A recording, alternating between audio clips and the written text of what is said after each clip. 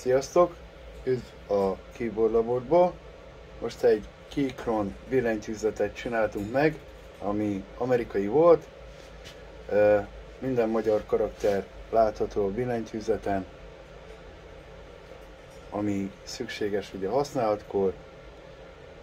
Alt J, Alt I, az lesz ugye a hosszú I.